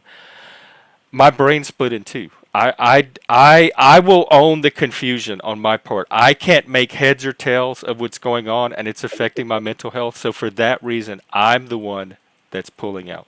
And I'm getting my own mission back on track. There's too much double, triple messages, and I'm at my limit of how much I can work with that. So to recap, I thought last night was going to be a collaboration between Moose and I. That's how it was presented to me. And then I saw Dutchie and Denizen, and that ended the collab. It's like what it looked like happened to me is our project got bumped for a project with these people instead. And that's another thing I think that this is hitting at the heart of, is that I have never done anything to Moose at all other than try to be a friend to him, try to help him build the kind of community he says he wants to build. Dutchie and Denizen are not going to give him that the type of community he's saying that he wants. I have gone out of my way to show that I'm the person that's going to do right by him. Denizen and Dutchie have fucked him over. Snafu has fucked him over. But those are the people that get the loyalty and the commitment over what I'm trying to do. And then so it's screwing with me on that level too. It's like the person that's trying to do right, and the good thing and the right thing is the person getting punished in favor of the dark tricksters and the trolls and the people that are trying to undermine the mission. Jeff, I love you, my friend. When I heard that and knowing the character, you know what I heard? My experience with Moose. Oh, really? Right, well, it wasn't Denizen, and you know what? And I'm not. It's saying quite the mind fuck, same. and my tolerance of people pretending to be working for the same goals with me and mind fucking me. It's kind of like Dutchie, where I don't know when she's trolling and when she's not. I don't know when Moose is producing and when he's not. Okay, that's the key. You don't know yet. You're still getting to know these But people. the fact that there's doubt at all shows that we're not on the same page and in the same place. We're in two different paths right now. Here, Jeff, I understand what you're saying, and I respect what you're saying. It's not me. I'm going to push away. I'm going to separate. But let me remind you of something. It's time, right?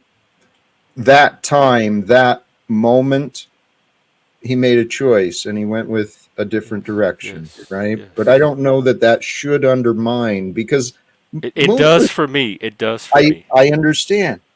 I don't understand, because I do believe you're right. We're adults and we make choices. And this is me making a choice in response to choices that Moose made. But the moment he made a choice to include Dutchie over me, that choice came with an inability on my part to trust again at that point. Because this is part of a pattern that was already being established that I had already talked to him about before.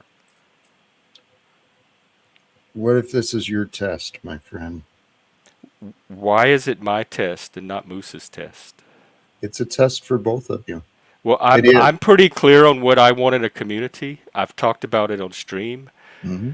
Moose has supported and advocated for the same type of community, the same values. He gave a closing speech yesterday that people thought was so moving that it should be clipped.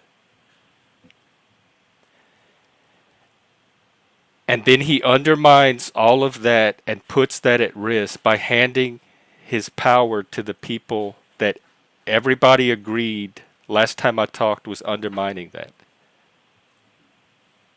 I understand. So it's a trust issue. It's absolutely a trust issue. I do not trust anymore. My trust is broken, and I know myself. When my Please. trust breaks like that, it does not come back. This is where, Jeff, this is where your lesson is coming in. Your trust was broken by your expectations. Which were set by Moose. Yep. But there's I no was point in going blame. off of his words and what Yeah. he said very specifically, and the experience I had contradicted very starkly what was being told to me by Moose. And again, what it goes back to choice. And you said this, you had a similar experience. Similar but different. Yes. And here, the appearance, things are not always as they seem. That's what I've found helps. Moose is welcome to talk to me and tell me and that his thought and that's process. what I hope. And you know what? He That's hasn't. actually, I trust he will. It's his birthday. He's spending Yeah, time. and I want him to have a good. But that's why I didn't want to bring any of this up at all. I wanted him to have It a was good me. birthday. I did not want this to I be know. the birthday. I know. And Jeff, this was me. Honestly, what I did want to offer though, what you were saying about the good things that you and he have been doing, that's what I heard from him too. That's not overlooked by him. Then And why I'm sure put that when- in jeopardy with I'm sure people that have continued to undermine him in ways that I never have I'm at sure the when, expense of me of what we're doing. It's not like separate from, like Moose can do our thing and separate from that. It's like Moose and I had our thing and that got bumped to do their thing. Jeff, I'm sure when you guys do talk, you guys are going to find out those answers, okay? I didn't mean to bring this up. I thought I could gently Well, you said, encourage. oh, it's but- hardly ever gentle with me. You said you were advocating for us, so I assumed y'all I had did. talked, and there was some tit behind my back instead Nope. of to my face. Okay. Nope, this was all Jack's idea, okay? All Is Jack's it from idea. something you saw in the stream, or It's what I heard. It's what because I I didn't heard bring it up at all? from the stream last night. I heard Moose talking about how much he enjoyed you and working with you, and he admitted, I made a choice, and in this choice, it's going to cause a separation. Yes, And- absolutely. He's right. So there, Okay. he's absolutely right. I don't know so- why he made the choice he made. I don't know why Denizen made the choice Denizen made that day, but these are people making choices, and the choices are having an impact on the community that I'm trying to create.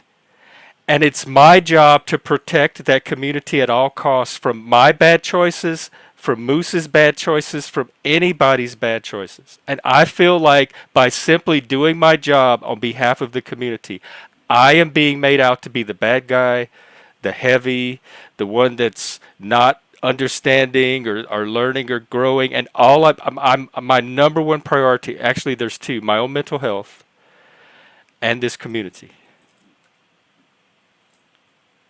Jeff, I didn't get any of that description in here. I'm sure, please, everything is temporary. There's temporary choices. Choices were made, and yes, there's consequences, and there's certainly some confusion. But I trust, Jeff, you're an excellent communicator. You know, I think Moose is improving in his ability to communicate. We're all learning and growing, my friend. We are all learning and growing. And your heart and your care for what you're doing, I see that and I honor that as well. Okay. Well, I I feel the same way about yours, and I peek in on your stream now and then, and I see a lot of potential in it, and I would love to see yours go somewhere. And I feel much we struggle with similar issues, much like mine. I feel like yours gets mired down in drama and trolls and dysfunction, and if you could just get lift off from all of that, you would be on such a different trajectory that I think your full potential could flower. That's my hope. That's my hope for us both, man. He's Because saying that he brought you up. I brought the loser up. I don't think that. I don't know what that is.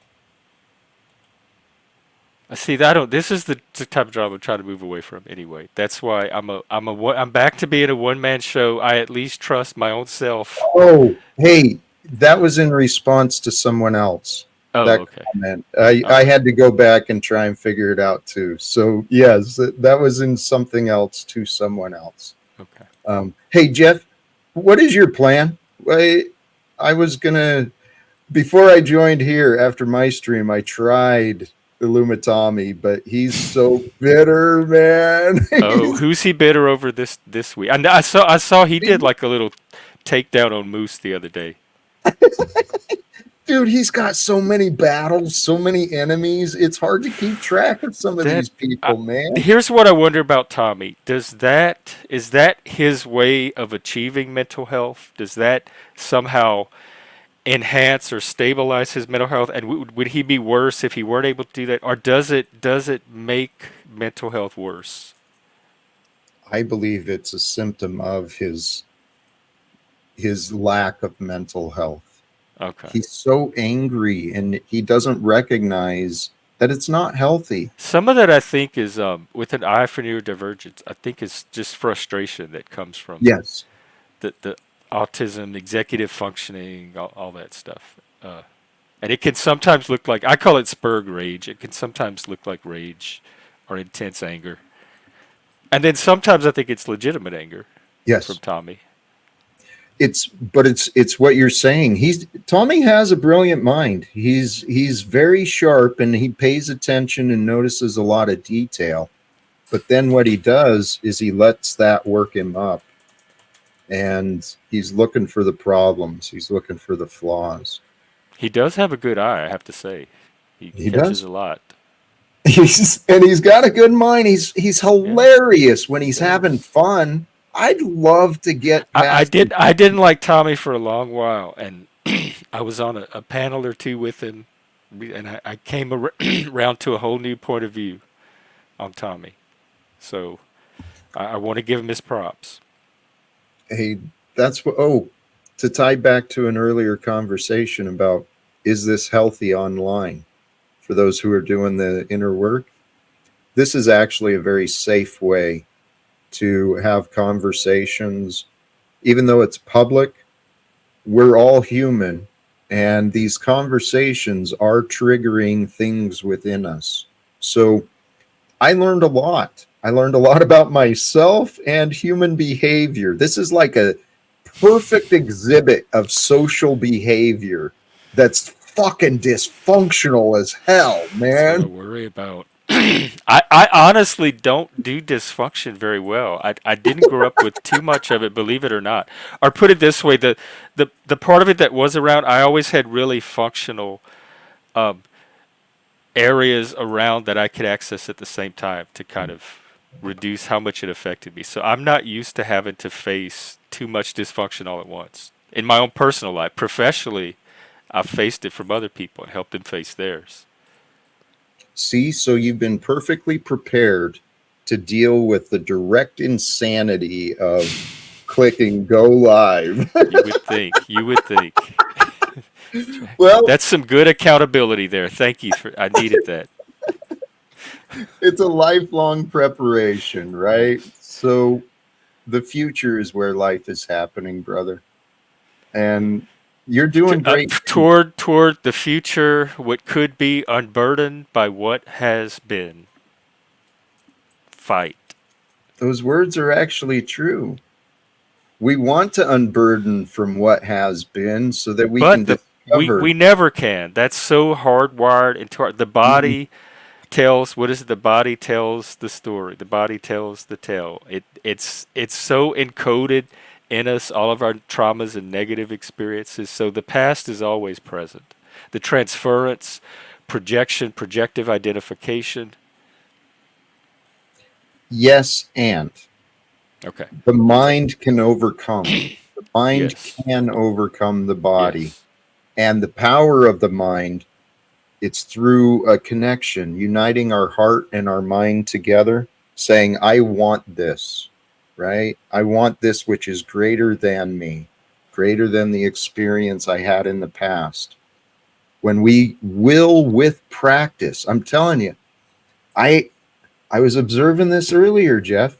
Here, let me ask your opinion. Is it wrong to not care about yesterday whatsoever? Is that wrong? I don't think it in terms of right or wrong. I think of it in terms of what's possible or not. Like if someone's able to achieve that and it helps them, I'm not going to stand in the way of it at all. I can't manage. Like it always comes back. I can't not worry about yesterday. Yesterday is always facing me in the future wherever I turn. I would love to like not have to worry about yesterday again. It just Do doesn't it. seem realistic for me personally. But if other people are able to do it, great. Pay attention to when you're not. No, notice, notice when you're not worried about the past, and realize you can. You can stop caring about the past and just You're live right. in the present. You're right. I have very brief moments where I get in these like forward facing states where I'm ready Yeah. to, and they last for seconds, sometimes maybe minute, and then they evaporate and something else brings me back to the normal like way of thinking. I want to encourage you, since you've noticed it, grow it. Right? If you can find that direction for a small period of time in your day, practice so you do it more often in the day, and then longer periods will start to emerge.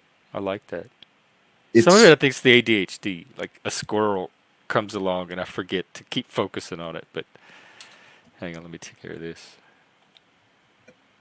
that can be a gift, but it can also be a just an interruption. The key is discovering your uniqueness and forgetting about the past and overcoming the past are totally different things.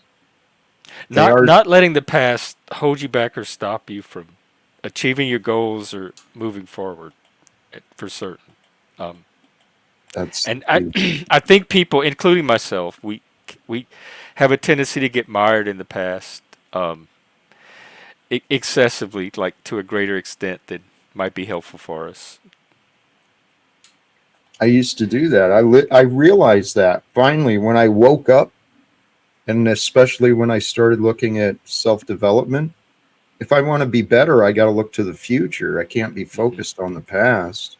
And the more I've been practicing this idea of surrender, being present, and unite my mind and heart into the present,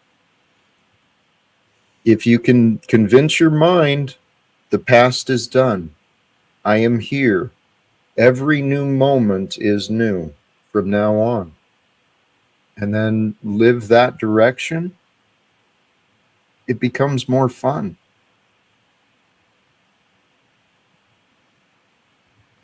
Doesn't mean it's easy, No, but it's that was kind of fun. I'm gonna play around with that.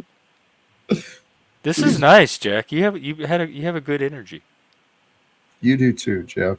It's we're resonating. That's what it is. We're similar energies, and I think we have similar like background, like similar story. We relate a lot to each other, and then I don't think we have a lot of the interference and noise that some people bring to you, where some of their issues get played out through. I don't think I have that with you, so it allows this like clearer exchange of energy. you are a delight to talk to, Jeff. I sincerely love having conversations with you.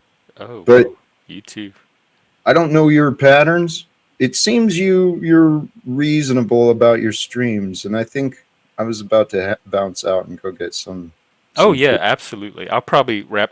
I'm starting to do like little shorter streams more often throughout the day. So That's this what I is thought. a good little stream for now, I think. I appreciate you having me. I'm glad I caught you. We'll catch up again.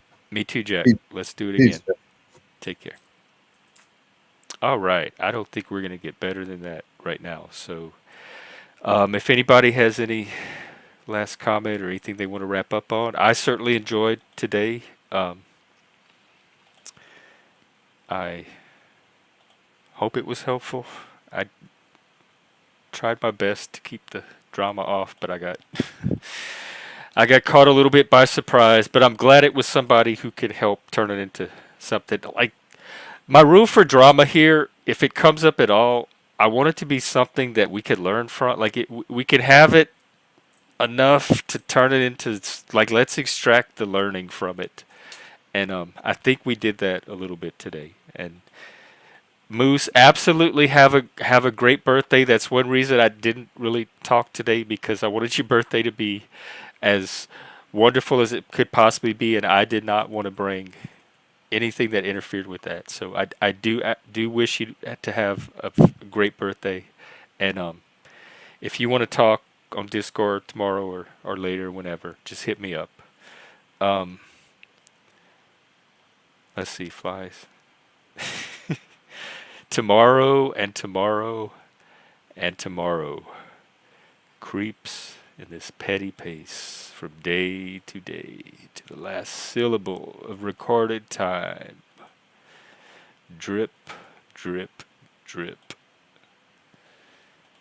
Yeah, you can only forget the past so much, right? Like our whole memory experience or our environment, our social influence, whatever you want to call it, that second factor, very quickly gets encoded as memory, almost as soon as it's happened, which is part of our biology. So our experience and learning and the stories we pick up and images or whatever from other people, that intersubjectivity quickly becomes part of our biology.